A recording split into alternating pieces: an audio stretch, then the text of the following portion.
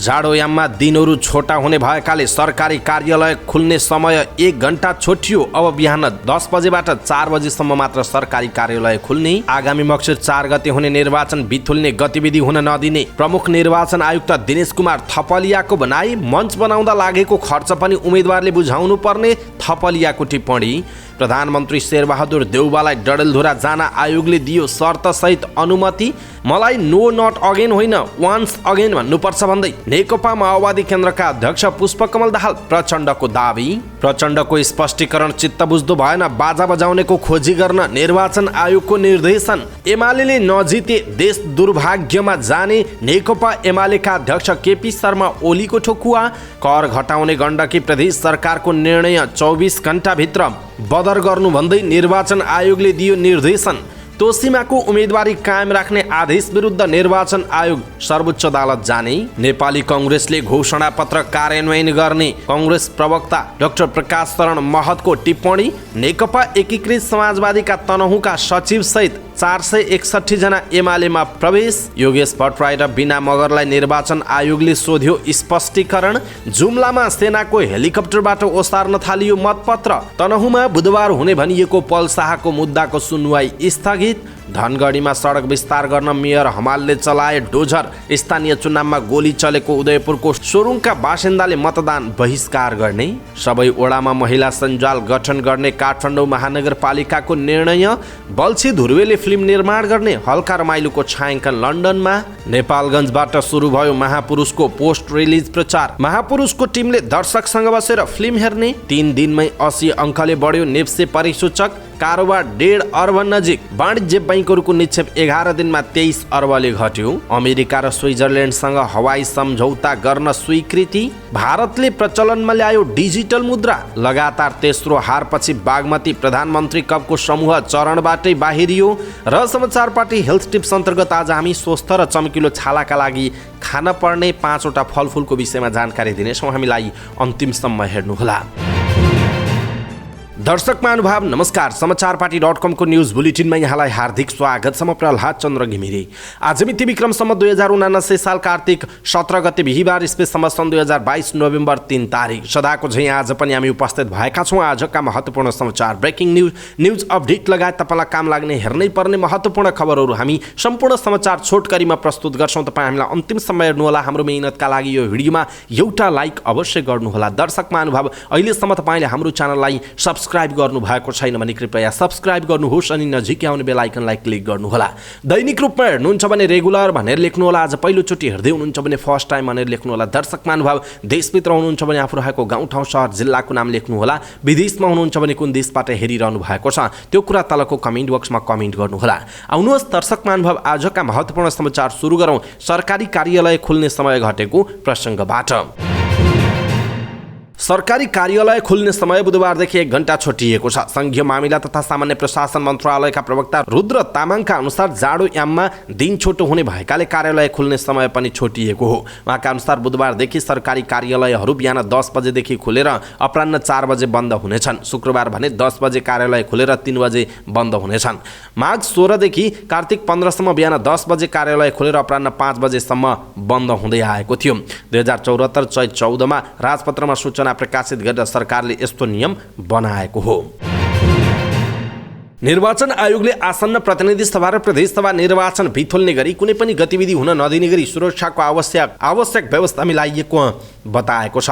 निर्वाचन आयोगले आयोजना गरेको पत्रकार सम्मेलनमा पत्रकारले विप्लव समूहले निर्वाचन बिथुल्ने घोषणा गरेको बारे सोधेको प्रश्नमा प्रमुख निर्वाचन आयुक्त दिनेश कुमार थपलियाले निर्वाचन बिथुल्ने गतिविधि हुन नदिने बताउनु भएको हो। जुन राजनैतिक समूहले जे भनेको छ त्यो विषयलाई लिएर हुने दंगाहरूको सम्बन्धलाई गम्भीर रूपमा लिएर छलफलमा बसेको पनि छौँ। उहाँले भन्नुभयो तदनुसार नै सुरक्षा योजनाको पुनरावलोकन गर्छौं र तदनुसार नै कार्यान्वयन हुन्छ। मलाई लाग्दछ यो निर्वाचन बिथुल्न सक्ने गरी कुनै पनि गतिविधि हुन दिइँदैन। निर्वाचन आयोगले निर्वाचन सामग्री ढुवानीमा कुनै गुनासो आउन नदिने गरी काम गर्ने पनि उहाँले बताउनु भएको छ। यसैबीच निर्वाचन आयोगले आफ्नो चुनाव क्षेत्रमा सभा आयोजना गर्दा मञ्च बनाउँदा लागेको खर्च विवरण पेश गर्न उम्मेदवारहरूलाई निर्देशन दिएको छ। आफ्नो चुनावको क्षेत्रमा भएको आमसभा वा कोण सभाका लागि मञ्च बनाउँदा लागेको खर्च चुनाव सकिएको 15 दिनभित्र पेश गर्न उम्मेदवारहरूलाई निर्देशन दिएको प्रमुख निर्वाचन आयुक्त दिनेश थपलियाले जानकारी दिनुभयो। उहाँले सङ्घीय र प्रदेश सरकारका मन्त्रीले चुनाव प्रचार प्रसारमा जाँदा अनुमति लिनुपर्ने बताउनुभयो। अनुमति लिएर चुनाव प्रचार प्रसारमा गएकाहरूले सरकारी स्रोत साधन प्रयोग गरेको वा नगरेको निगरानी गर्ने पनि प्रमुख आयुक्त थपलियाको भनाइरहेको छ। निर्वाचन आयोगले प्रधानमन्त्री तथा नेपाली कङ्ग्रेसका सभापति शेरबहादुर देउवालाई निर्वाचन क्षेत्र डडेलधुरा जान अनुमति दिएको छ। आयोग स्रोतका अनुसार सरकारी स्रोत साधन प्रयोग नगरी व्यक्तिगत वा पार्टीको खर्चमा मात्र प्रधानमन्त्री डडेलधुरा जान पाउनुहुनेछ। यसअघि प्रधानमन्त्री तथा मन्त्री परिषद कार्यालयले पत्र पठाएर प्रधानमन्त्री देउवा डडेलधुरा जाने अनुमति मागेको थियो। त्यतिबेला आयोगले सरकारी स्रोत साधन प्रयोग गरेर जान नपाइने भन्दै अनुमति दिएको थिएन। तर देउवाले व्यक्तिगत वा पार्टीको खर्चमा डडेलधुरा जान अनुमति मागेपछि स्वीकृति दिएको आयोग स्रोत जनाएको छ। आयोगका एक अधिकारीले भनेका छन्, सरकारी स्रोत साधन प्रयोग नगरी व्यक्तिगत वा पार्टीको खर्चमा डडेलधुरा जाने गरी अनुमति माग भएको छ। आयोगले मौखिक रूपमा अनुमति दिइसकेको छ, पत्र पठाउने प्रक्रिया बाँकी छ भनिएको छ। समकालीन नेताहरूको तुलनामा संसदीय राजनीतिमा नयाँ भए पनि जोड घटाउमा नेकपा माओवादी केन्द्रका अध्यक्ष पुष्पकमल दाहाल प्रचण्ड सबैभन्दा अब्बल देखिन्छन्। सम्भवतः उनको यही गुणको कारण होला बितेको 5 वर्ष माओवादी केन्द्र सत्ता बाहिर बस्नु परेन। पछिल्ला 3 चुनावमा प्रचण्डले असाध्यै बहुमतले चुनाव जित्ने, बल्ल बल्ल चुनाव जित्ने, पराजित हुने तिनै किसिमका अनुभव लिए। प्रतिनिधि सभा 2079 का लागि भने चितवन छोडेर गोर्खा रोज्नु भएका उहाँले भन्नुभएको छ, यसपालि मलाई ढुक्क छ। आम चुनाव, गठबन्धनको विस्तारमा, वाम एकता लगायतका विषयमा उहाँसँग कुराकानी गर्दा उहाँले मलाई नो नट अगेन होइन वान्स अगेन भन्नुपर्छ भन्ने भनाइ पनि व्यक्त गर्नुभएको छ। उहाँले भन्नुभएको छ, मलाई तपाईँले भने जस्तो यस्तो कुनै अचम्म लाग्दैन। देश, जनता, परिवर्तन, समानता र न्यायका लागि मेरो कमिटमेन्ट सुरुदेखि नै एउटै छ। जनयुद्धको तयारी, जनयुद्ध या शान्ति सम्झौतादेखि अहिलेसम्म कहीँ पनि आफ्नो वैचारिक निष्ठा र राजनीतिक प्रतिबद्धतामा कतै उतार चढाव छैन उहाँको भनाइ छ। तर कार्यान्वयनका क्रममा आउने परिस्थिति अनुसार आफ्नो कुरा स्थापित गर्न आफूले ठुला निर्णय लिने गरेको उहाँले सुनाउनु भएको छ। आफू गोर्खा जाँदा अलिकति रोमाञ्चक जस्तो अनुभूति भएको पनि उहाँले बताउनु भएको छ। उहाँले गोर्खामा आफूले भोगेका, पढाउँदाखेरिका विभिन्न अनुभव समेत सुनाउनु भएको छ।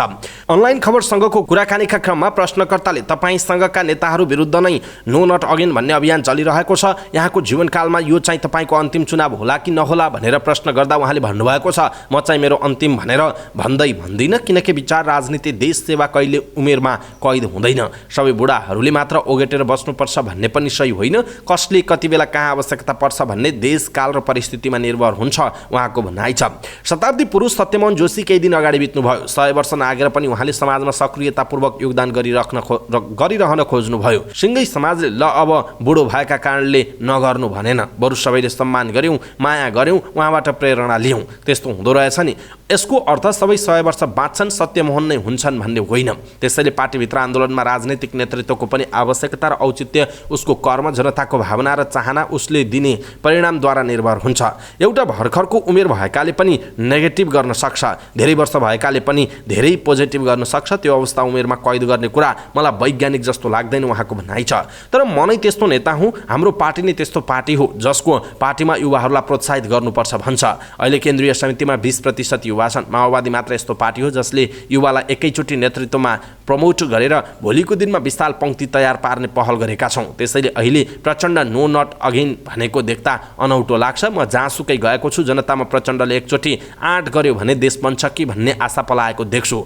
सबै उस्तै हो भने जस्तै गरेर मलाई नो नट अगेन किन भन्ने, यो भन्नेहरू चाहिँ यो प्रक्रिया के गरी बिथोल्ने भन्नेतिर उत्प्रेरित भएको हो कि यत्रो परिवर्तन ल्याएको तुइएर जाओस् भन्ने हो कि जसले यत्रो परिवर्तन ल्याउन त्याग, तपस्या र योगदान गर्यो त्यसलाई अलिकति ह्युमिलेट गर्ने, तिनका विरुद्ध अभियान चलाउने भनेको यो परिवर्तन टुहुरो होस् र मरोस् भन्न खोजेको हो कि नत्र किन त्यत्रो कोलाहल मचाउनु पर्यो उहाँको भनाइ छ। राम्रा साथीहरू, युवाहरू मेहनत गरेर आए, जनताले स्वीकारी हाल्छन् नि, त छाड भन्नुपर्छ र अर्कालाई उहाँको भनाइरहेको छ। दर्शक महानुभाव, प्रचण्डको यो भनाइप्रति तपाईँको धारणा के छ? आफ्नो धारणा तलको कमेन्ट बक्समा कमेन्ट गर्नुहोला।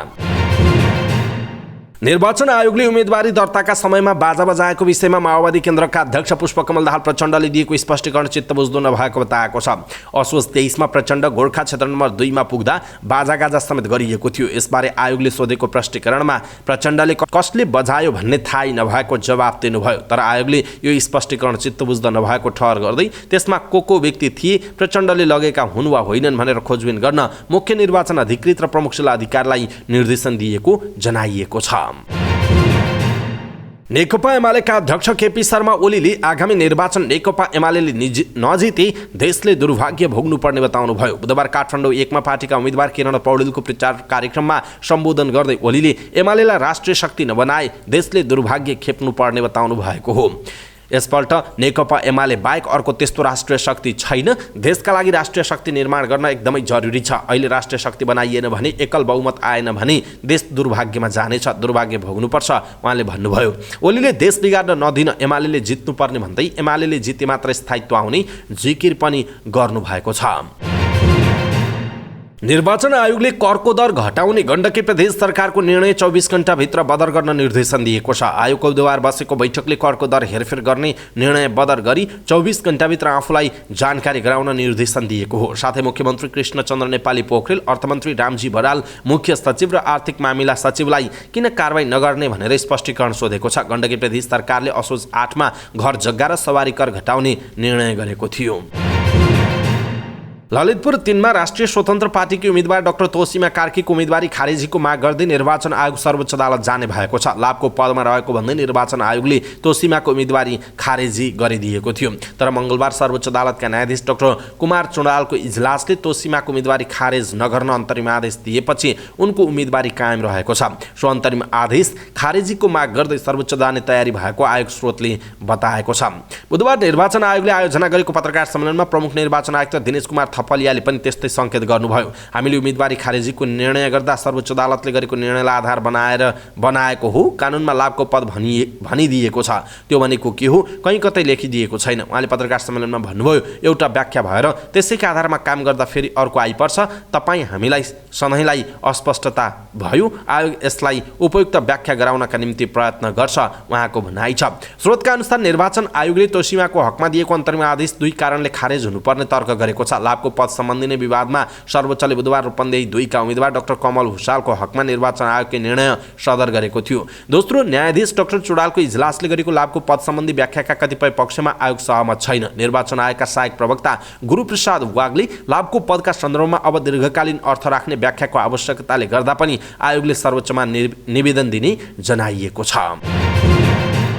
नेपाली कांग्रेसका प्रवक्ता डाक्टर प्रकाश शरण महतले नेपाली कांग्रेसले जारी गरेको घोषणापत्रमा कार्यान्वयन गर्न सक्ने विषय मात्र राखेको बताउनुभयो। लुम्बिनी प्रदेश कार्यालयले बुटवलमा गरेको कार्यक्रममा डाक्टर महतले नेपाली कांग्रेसले जारी गरेको घोषणापत्र प्रचार गर्नका लागि नभएर काम गर्नका लागि भएको बताउनुभयो। जे गर्न सकिन्छ त्यो राख्ने हो, काम गर्न नसक्ने किन राख्ने उहाँले प्रतिप्रश्न गर्नुभयो। उहाँले निर्वाचनपछि सबैभन्दा धेरै सिट नेपाली कांग्रेसले ल्याउने र त्यसको पार्टी सभापतिको हैसियतमा शेरबहादुर देउवालाई नै प्रधानमन्त्रीको रूपमा अगाडि सार्ने बताउनु भयो। नेपाली कांग्रेस निर्वाचन प्रचार प्रसार समितिका संयोजक समेत रहनुभएका प्रवक्ता महतले 165 सिट मध्ये 91 सिटमा नेपाली कांग्रेसका उम्मेदवार भएकाले अन्य पार्टीभन्दा निश्चित रूपमा धेरै सिट आफ्नो पार्टीको आउने उहाँले दाबी गर्नुभएको छ। नेकपा एकीकृत समाजवादी तनहुँका सचिव दुर्गा कुमार श्रेष्ठ सहित 461 जना एमालेमा प्रवेश गरेका छन्। एमाले प्रवेश गर्नेहरूमा श्रेष्ठ सहित कार्यालय सदस्य एवं युवा संघ नेपालका केन्द्रीय सचिव तथा गण्डकी प्रदेशका अध्यक्ष कमल गैरी लगायतका जिल्ला कमिटीका 17 जना सदस्य रहेको जनाइएको छ। यस्तै शुक्ला गण्डकीको सिङ्गो नगर कमिटी, सम्पूर्ण ओडा कमिटी तथा युवा संघ तनहुँका अध्यक्ष जीवन भट्टराई सहित युवा संघको सिङ्गो जिल्ला कमिटी टिम पनि एमालेमा फर्किएको छ। तनहुँमा भएको कार्यक्रममा उनीहरूलाई नेकपा एमालेका स्थायी कमिटी सदस्य एवं प्रतिनिधि सभा क्षेत्र नम्बर 2 का उम्मेदवार किरण गुरुङ, एमाले पोलिट ब्युरो सदस्य एवं तनहुँ जिल्ला इन्चार्ज टुकराज सिग्देल लगायतले स्वागत गर्नुभएको थियो। तनहुँमा स्थानीय तहको चुनावदेखि नै गठबन्धनका अन्य दलले एकीकृत समाजवादीको अवमूल्यन गरेको तर पार्टी नेतृत्वले त्यसमा कुनै ध्यान नदिएका कारण पार्टी छोड्नु परेको श्रेष्ठले बताउनु भएको छ। निर्वाचन आयोगले ताप्लेजुङको प्रतिनिधि सभा सदस्यका नेकपा एमालेका उम्मेदवार योगेश भट्टराई र कञ्चनपुर क्षेत्र नम्बर 1 का प्रतिनिधि सभा सदस्यका नेकपा माओवादी केन्द्रका उम्मेदवार बिना मगरलाई स्पष्टीकरण सोधेको छ। उनीहरू दुवैजनालाई 25 जना भन्दा बढी साथमा लिई घर दैलो कार्यक्रम गरेको भन्दै आयोगले स्पष्टीकरण सोधेको हो। निर्वाचन आचार संहिता 2079 को दफा 13 मा राजनैतिक दल, उम्मेदवार, दलको भातृ संगठन तथा सम्बन्धित व्यक्तिले पालना गर्नुपर्ने आचरण अन्तर्गत खण्ड ख मा स्थानीय प्रशासनको अनुमति नलिई सार्वजनिक स्थलमा कुनै किसिमको जुलुस, आम सभा, कोण सभा वा भेला गर्न नहुने र खण्ड अणमा निर्वाचनमा उम्मेदवारको मनोनयन पत्र पेश गर्न जाँदा वा प्रचार प्रसारका लागि घर दैलो कार्यक्रम गर्दा उम्मेदवार, प्रस्तावक, समर्थक सहित 25 जना भन्दा बढीको जुलुस लिएर जान नहुने र यसरी जाँदा बाजागाजा तथा झाँकीसहित जान नहुने व्यवस्था छ। एमालेका सचिव भट्टराईले आफ्नो निर्वाचन क्षेत्र अन्तर्गतको शिरझङ्गा गाउँपालिका 3 सिकैचामा आचार संहिताको उल्लङ्घन हुने गरी 25 जना भन्दा बढीको भेला गरेको र उक्त विषय आफ्नो फेसबुक पेजबाट समेत सार्वजनिक भएको भनी उजुरी परेकाले स्पष्टीकरण सोधिएको जनाइएको छ। त्यस्तै माओवादी केन्द्रकी मगरले आफ्नो निर्वाचन क्षेत्र अन्तर्गतको बेलौरी नगरपालिकामा आचार संहिता विपरीत हुने गरी 25 जना भन्दा बढी साथमा लिई घर दैलो कार्यक्रम गरेको र उक्त विषय आफ्नो फेसबुक पेजबाट समेत सार्वजनिक भएको भनी उजुरी परेको जनाइएको छ। जुम्लामा नेपाली सेनाको हेलिकप्टरबाट मतपत्र पुर्याइएको छ। निर्वाचन आयोगले हेलिकप्टरबाट मतपत्र सुर्खेतबाट जुम्ला अवतार्न थालेको छ। नेपाली सेना नन्दबक्स गणका गणपति रविन थापाका अनुसार बुधबार 2 पटक नेपाली सेनाको NA 055 ECU हेलिकप्टरले मतपत्र ओसारेको जनाइएको छ। उहाँका अनुसार कर्णाली राजमार्ग विपदले नराम्रो भएकाले हेलिकप्टरमा मतपत्र लैजानु परेको हो। काठमाडौँबाट सुर्खेत गाडीमा आएको र सुर्खेतबाट हेलीमा जुम्ला ओसार्ने काम सुरु भएको जनाइएको छ। तनहुँ जिल्ला अदालतमा बुधबार हुने भनिएको अभिनेता पल शाहको मुद्दाको सुनवाई स्थगित भएको छ। उनका कानुन व्यवसायी कमला मोहन वाग्लेका अनुसार न्यायाधीशहरू निर्वाचनमा खटिनुपर्ने भएकाले सरकारी वकिलको कार्यालयले तोकिएको पेशीलाई सूचीबाट हटाइदिएको हो। अबको सुनवाई निर्वाचनलाई लक्षित गर्दै मक्सिर 10 गतेपछि मात्र तय हुन सक्ने अधिवक्ता वाग्लेले बताउनुभयो। यसैबीच नवलपुर जिल्ला अदालतको फैसला विरुद्ध पुनरावेदन दिने तयारी भइरहेको र त्यसको ड्राफ्ट पलले अध्ययन गरिरहेको उहाँले बताउनुभयो। अहिले पलजीले नै पुनरावेदनको ड्राफ्ट अध्ययन गरिरहनु भएको छ। उहाँबाट जवाफ आएपछि केही दिनमै उच्च अदालत पोखरामा पुनरावेदन दिनेछौँ उहाँको भनाइ छ। नवलपुर जिल्ला अदालतले गत भदौ 21 गते यौन दुरुपयोग गरेको मुद्दामा दोषी ठहर गर्दै 2 वर्ष 6 महिना कैद सुनाएको थियो। साथै पीडितलाई 10 लाख रुपैयाँ क्षतिपूर्ति दिनुपर्ने र 25,000 रुपैयाँ जरिवाना अदालतले तोकेको जनाइएको छ। धनगढी उपमहानगरपालिकाले मुख्य सडक फराकिलो बनाउन सडक छेउछाउका संरचना हटाउन सुरु गरेको छ। हुलाकी सडक आयोजनाले जग्गा धनीको अवरोधका कारण क्याम्प चोकदेखि ट्राफिक चौराहासम्म संरचना हटाउन नसकी त्यसै छाडेको सडकमा उपमहानगरपालिकाले बुधबार डोजर चलाएको हो।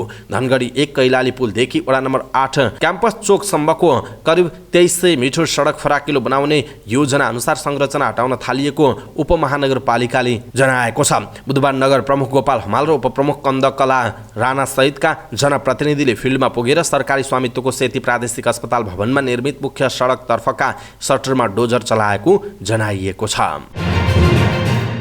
उदयपुरमा स्थानीय तहमा गोली चल्दा एकजनाको मृत्यु भएको मतदान स्थलबाट मतदान गर्ने एउटा वडाका बासिन्दाले मक्सिर 4 गतेको चुनाव बहिष्कार गर्ने भएका छन्। कटारी नगरपालिका 10 का राजनैतिक दलहरूको बैठकले आगामी मक्सिर 4 गते हुने प्रदेश र प्रतिनिधि सभा निर्वाचन बहिष्कार गर्ने निर्णय गरेको हो। गएको वैशाख 30 मा सम्पन्न स्थानीय निर्वाचनको मतदानका दिन कटारी 10 को जनता कालिका मावि सोडुङ मतदान केन्द्रमा प्रहरीको गोलीबाट वीरबहादुर कटुवालको ज्यान गएको थियो। उक्त घटनामा मोहन बहादुर श्रेष्ठ घाइते भएका थिए।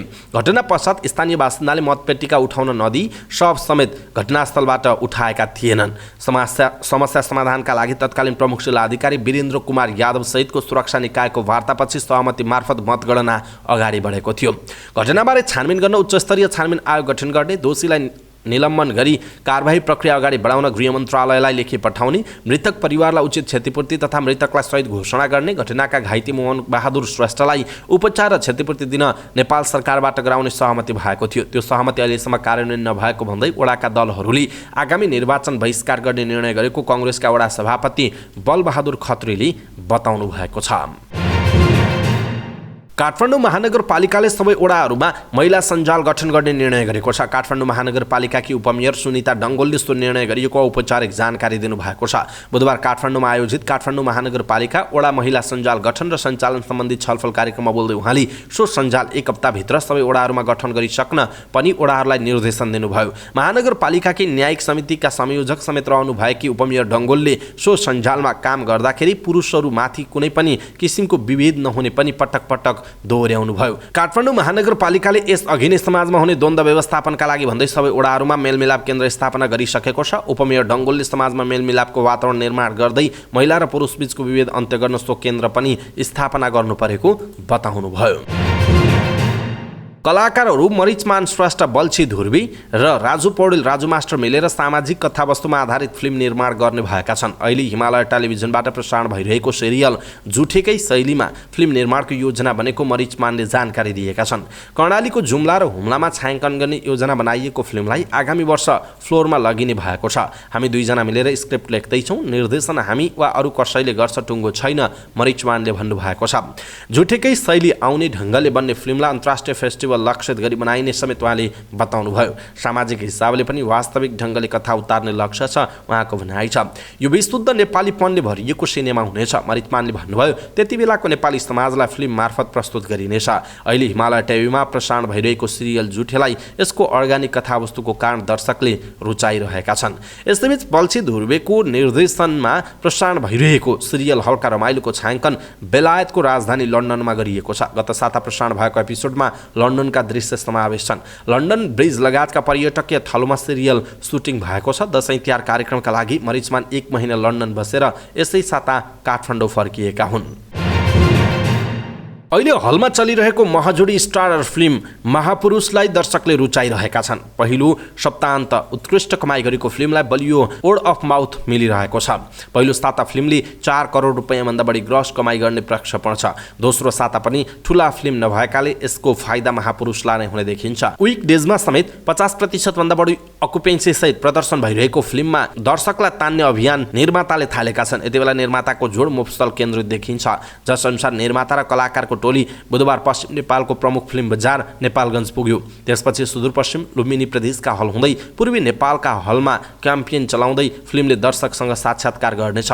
कार्तिक 16 मा नेपालगञ्जमा दर्शकसँग भेटघाट गरेको टिमले 17 गते आज दाङ, 17 गते दिउँसो बुटवल र 18 गते नारायणगढका दर्शकसँग भेटघाट गरेर फिल्म हेर्ने जनाइएको छ। महापुरुषको पोस्ट रिलिज भ्रमणमा रविन्द्र सहित निर्देशक प्रदीप भट्टराई, कलाकारहरू राजाराम पौडेल, अरुण छेत्री र अञ्जना बराइली सामेल छन्। अघिल्ला आफ्नो फिल्म टलकजङ भर्सेस टुल्की जात्रा पनि ती सहरबाट राम्रो प्रतिक्रिया मिलेको बानियाले बताएका छन्। निर्देशक भट्टराई पनि दर्शकीय प्रतिक्रिया सकारात्मक रहेको बताएका छन्।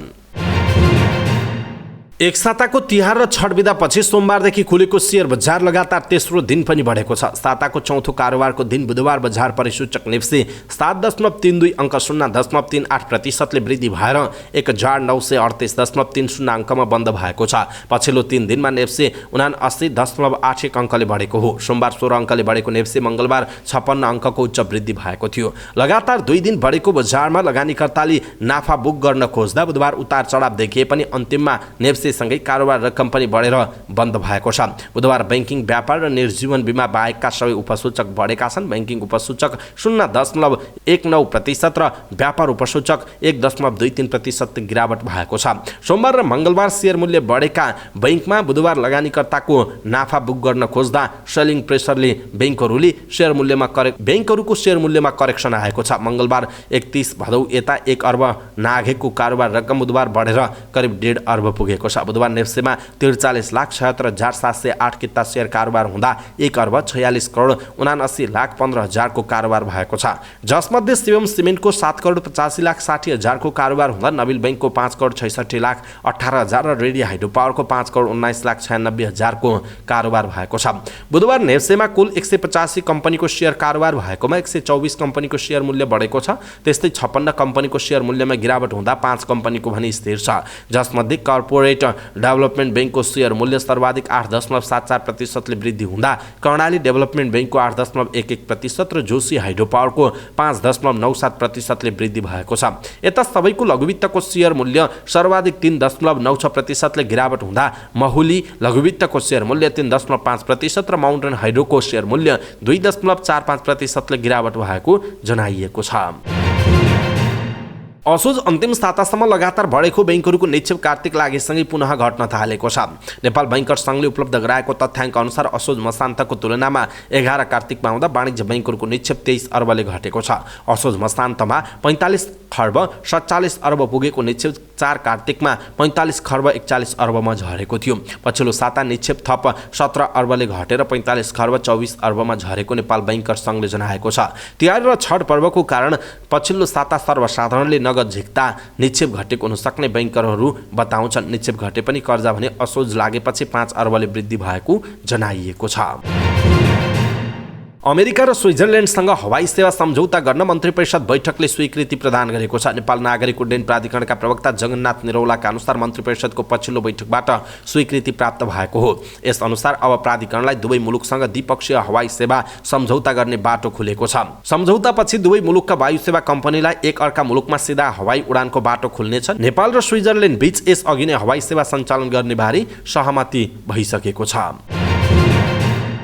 यस वर्षको बजेट घोषणा गरेको डिजिटल मुद्रालाई भारतले कार्यान्वयनमा ल्याएको छ। भारतीय रिजर्भ बैंकले 1 नोभेम्बर मङ्गलबारदेखि परीक्षणका रूपमा प्रचलनमा ल्याएको हो। भारतमा मङ्गलबारदेखि डिजिटल मुद्रा परीक्षणका रूपमा चलन चल्तीमा ल्याइएको भारतीय सञ्चार माध्यमहरूले जनाएका छन्। आरबीआईले परीक्षणका क्रममा होलसेल ट्रान्जेक्सन र क्रस बोर्डर पेमेन्टमा यस्तो मुद्रा प्रचलनमा ल्याएको छ। आरबीआईले यस परीक्षणका लागि 9 वटा बैंकहरू समावेश गरेको छ। डिजिटल मुद्राको प्रचलनसँगै अब मानिसहरूले नगदमा निर्भर रहनु पर्ने बाध्यता हट्नेछ। डिजिटल करेन्सी प्रचलनमा आउनु अगाडि कारोबारका लागि नगद वा चेक अथवा कुनै बैंकिङ प्रणालीका माध्यमबाट भइरहेको थियो। अब भने डिजिटल नोटमा कुनै हार्ड करेन्सी हुने छैन। वालेट टु वालेट कारोबार सम्भव हुनेछ। यसले कालोधन थुपार्ने प्रवृत्ति समेत कम हुने भारतीय सञ्चार माध्यमहरूले लेखेका छन्। निकट भविष्यमा निश्चित रकमसम्मको कारोबार डिजिटल करेन्सीबाट अनिवार्य गर्दा यसले कालोधन राख्ने प्रवृत्तिको अन्त्य हुने र सबै कारोबार रेकर्ड केन्द्रीय बैंकसँग रहने अर्थविदहरूले बताएको भारतीय सञ्चार माध्यमहरूले उल्लेख गरेका छन्। यसको कारोबारलाई सरकारले प्रणाली मार्फत प्रत्यक्ष निरन्तर निगरानी समेत गर्न सक्ने बताइएको छ। डिजिटल करेन्सी प्रचलनमा आए पनि तत्काल भौतिक मुद्रा भने प्रचलनबाट हराउने छैन। पहिलो चरणमा ठूलो कारोबारमा आएको डिजिटल मुद्रा आम सर्वसाधारणमा प्रचलनमा आउन भने समय लाग्नेछ। यसैबीच अन्य ई वालेट भन्दा कसरी फरक छ त डिजिटल मुद्रा? भारतमा गुगल पे, यूपीआई सहितका ई वालेटहरू प्रचलनमा छन्। भारतीय सञ्चार माध्यमहरूका अनुसार यस्तो वालेटमा कारोबारको लिमिट तोकिएको हुन्छ, तर डिजिटल करेन्सीमा यस्तो लिमिट हुने छैन। ठूलो रकम एकैपटक पठाउन ई वालेटको काम नगरेको अवस्थामा अब डिजिटल मुद्राले सहायता ल्याउने समेत भारतीय सञ्चार माध्यमहरूले जनाएका छन्। लगातार तेस्रो हारपछि बागमती प्रदेश टिम प्रधानमन्त्री कप राष्ट्रिय एक दिवसीय क्रिकेट समूह चरणबाट बाहिरिने निश्चित भएको छ। मुलपानी क्रिकेट मैदानमा बुधबार बागमतीले लुम्बिनी प्रदेशसँग 8 विकेटले पराजित भएको हो। समूह बीमा रहेको बागमतीले यसअघि नेपाल पुलिस र प्रदेश 1 सँग पराजय बेहोरिसकेको छ। बागमतीले समूहको अन्तिम खेल मध्य प्रदेशसँग खेल्न बाँकी छ। सो खेल जितेको अवस्था र अन्य खेलहरूको समीकरणका आधारमा बागमती सेमिफाइनलमा पुग्न नसक्ने निश्चित भएको छ। राष्ट्रिय टिमका पूर्व कप्तान ज्ञानेन्द्र मल्लको कप्तानीमा रहेको बागमती टिमले जारी प्रतियोगितामा लगातार खराब प्रदर्शन गरिरहेको छ। कप्तान मल्लले नयाँ र कम अनुभवी खेलाडीहरूको बाहुल्यता हुँदा राम्रो प्रदर्शन गर्न नसकेको स्वीकार गरेका छन्। बुधबार बागमतीले दिएको 155 रनको लक्ष्य 35.4 ओभरमै पूरा गर्न लुम्बिनीका ओपनर कप्तान देव खनालले 77 रनको अभिजित अर्धशतकीय पारी खेले। उनले 119 बलमा 8 चौका र 2 छक्का प्रहार गरे। अर्का ओपनर आकाश त्रिपाठी र 3 रनमै आउट भएपछि आएका प्रज्वल थापासँग मिलेर देवले दोस्रो विकेटका लागि 80 रनको साझेदारी गरे। प्रज्वल 29 रनमा आउट भएपछि आएका सन्दीप रजालीसँग देवले तेस्रो विकेटका लागि 69 रनको साझेदारी गरी टिमलाई प्रभावशाली जित दिलाए। सन्दीप 29 रनमा अभिजित रहे। बलिङतर्फ बागमतीका रिजन ढकाल र प्रतीश जेसीले 1-1 विकेट लिए। यसअघि टस जितेर ब्याटिङ गरेको बागमतीले कप्तान ज्ञानेन्द्रको सर्वाधिक 33 रन सहयोगमा 154 रनको योगफल खडा गरेको थियो। बागमती टिम 38.1 ओभरमा अल आउट भएको थियो। ज्ञानेन्द्रका अलावा दुर्गेश थापाले 32, आशुतोष घरैयाले 22, प्रतीश जीसीले 15, सूर्य तामाङले 17 र रामनरेश गिरीले 10 रन जोडे। बलिङतर्फ लुम्बिनीका अनिल खरेलले 4 विकेट लिए। उनले 10 ओभरमा 3 मेडन राख्दै 30 रन खर्चिए। विशाल विक्रम केसी र अभिषेक गौतमले 2-2 विकेट लिएका थिए। समाचार पार्टी न्युज बुलेटिनमा पालो भएको छ समाचार पार्टी हेल्थ टिप्स। आजको समाचार पार्टी हेल्थ टिप्समा हामीले स्वस्थ र चम्किलो छालाका लागि खानुपर्ने 5 फलफुलको विषयमा जानकारी दिनेछौँ। हामीलाई अन्तिमसम्म हेर्नुहोला। सबै नेपालीहरू माझ पुर्याउनका लागि यो भिडियोलाई सक्दो सेयर गर्नुहोला। स्वस्थ र चम्किलो छालाका लागि खानुहोस् यी 5 फलफुल। सुन्तला। सुन्तलामा प्रशस्त मात्रामा पौष्टिक तत्त्वहरू पाइन्छन्। त्यसमध्ये भिटामिन सी एउटा हो जुन कोलाजिन नामक छालाका रेसाहरू बनाउन चाहिन्छ। यति नभई सुन्तलाको रस र बोक्राले छालामा मालिस गर्नाले छालाको पालमा जम्मा भएका फोहोर हटाई छालालाई स्वस्थ राख्दछ। त्यस्तै अर्को हो स्याउ। छालामा चमक ल्याउन स्याउको एकदम ठुलो भूमिका हुन्छ। यसमा हुने भिटामिन सी छालाका लागि फाइदाजनक छ। त्यति मात्र नभई स्याउमा प्रशस्त मात्रामा पाइने पोटासियम छालाका लागि जरुरी हुन्छ। त्यस्तै अर्को हो मेवा। मेवालाई पहिरनको फल पनि भनिन्छ। मेवामा प्रशस्त मात्रामा पाइने इन्जाइम र पौष्टिक तत्त्वहरू पाइन्छ। यसले तपाईँको छालालाई भर्खरको र ताजा राख्दछ। त्यसैगरी मेवाको कालो दानाहरू पिसेर लगाउनाले छालाको विषादी र मरेका कोषहरू फाल्न मद्दत गर्दछ। त्यस्तै अर्को हो अनार। अनारमा उच्च मात्रामा प्युनिसिक एसिड, एलाजिक एसिड र एन्टिअक्सिडेन्ट पाइन्छ। यसमा पाइने ओमेगा 3 फ्याटी एसिडले छालाका कोष पुनर्निर्माण गर्न मद्दत गर्दछ। त्यस्तै रातो रक्तकोषको मात्रा बढाई स्वस्थ रक्त प्रवाहका लागि पनि आवश्यक हुन्छ। अनार एक प्राकृतिक मोइस्चराइजर भएकाले सुक्खा छालाका लागि पनि यो फाइदाजनक हुन्छ। त्यस्तै अर्को हो खरबुजा। खरबुजामा प्रशस्त मात्रामा हुने पानीले शरीरलाई सदैव हाइड्रेट राख्न मद्दत गर्छ। यसमा हुने लाइकोपिन, भिटामिन सी र भिटामिन एले छाला बुढो हुनबाट जोगाउँछ। खरबुजाको रस छालामा लगाउनाले छालामा जम्मा भएका फोहोर सफा गर्न र छालालाई स्वस्थ राख्न मद्दत गर्दछ। दर्शक महानुभाव, आज हामीले समाचार पार्टी हेल्थ टिप्स अन्तर्गत यहाँहरूलाई स्वस्थ र चम्किलो छालाका लागि खानुपर्ने 5वटा फलफुलको विषयमा जानकारी दिउँ। तपाईँलाई कस्तो लाग्यो आफ्नो धारणा तलको कमेन्ट बक्समा कमेन्ट गर्नुहोला र हाम्रो मेहनतका लागि यो भिडियोमा एउटा लाइक अवश्य गर्नुहोला। यो हेल्थ टिप्स सबै नेपालीहरू माझ पुर्याउनका लागि कृपया आफ्नो फेसबुक, ट्विटर लगायतका सामाजिक सञ्जालमा सेयर गर्नुहोला। आफन्तहरूलाई मेसेन्जरमा पठाइदिनुहोला। अवस्था दर्शक महानुभाव, आजका महत्त्वपूर्ण समाचार, ब्रेकिङ न्युज अपडेट लगायतका तपाईँलाई काम लाग्ने हेर्नै पर्ने महत्त्वपूर्ण खबरहरू यति नै। हामीले प्रस्तुत गरेका समाचारहरूप्रति तपाईँको धारणा के छ आफ्नो धारणा तलको कमेन्ट बक्समा कमेन्ट गर्नुहोला। हाम्रो मेहनतका लागि यो भिडियोमा एउटा सानो लाइक अवश्य गर्नुहोला। दर्शक महानुभाव, पलपलको न्युज अपडेटका लागि हाम्रो च्यानललाई तपाईँले अहिलेसम्म सब्सक्राइब गर्नुभएको छैन भने कृपया सब्सक्राइब गर्नुहोस् अनि नजिकै आउने बेल आइकनलाई क्लिक गर्नुहोला। पलपलको न्युज अपडेटका साथ फेरि हाम्रो भेट हुनेछ। तपाईँ समाचार पार्टी हेर्दै गर्नुहोस्। नमस्कार।